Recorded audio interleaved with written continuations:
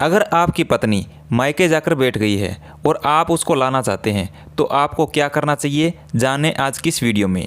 अगर आपको किसी तरह की कोई जानकारी चाहिए तो आप मेरे हेल्पलाइन नंबर पर कॉल कर या मैसेज के द्वारा जानकारी ले सकते हैं। वीडियो को देखने से पहले आप हमारे यूट्यूब चैनल को सब्सक्राइब जरूर कर दें और जो साइड में आपको बेल आइकॉन दिखाई दे रहा है उसको भी प्रेस कर दें ताकि आपको हमारी न्यू वीडियोज़ मिलती रहें।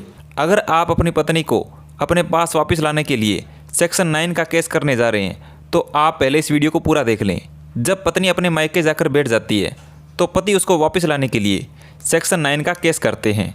सेक्शन 9 का मतलब होता है वैवाहिक जीवन की पुनर्स्थापना। इसका मतलब होता है कि पति अपने पत्नी को अपने पास रखना चाहता है और पत्नी अपने मायके से वापस नहीं आ रही। लेकिन यहाँ पर जब आप सेक्शन 9 का केस फाइल करेंगे तो आपको एडवोकेट करना पड़ेगा, जिससे यहाँ पर आपको ज़्यादा खर्च उठाना पड़ेगा।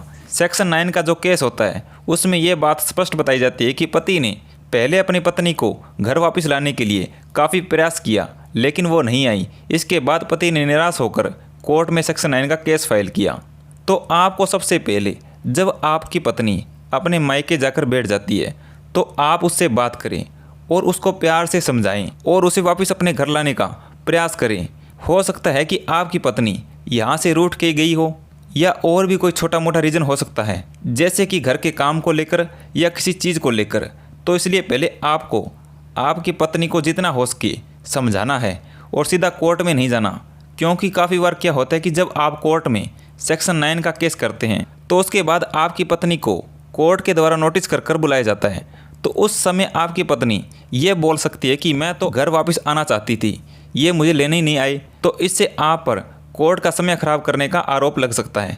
इसलिए पहले आपको अपनी पत्नी को घर लाने की पूरी कोशिश करनी है। जैसे कि सबसे पहले तो आप खुद कोशिश करना अपनी पत्नी को वापस घर लाने की। आप खुद अपने ससुराल जाना और प्यार से अपनी पत्नी को समझाना या फ़ोन पर बात कर समझाना।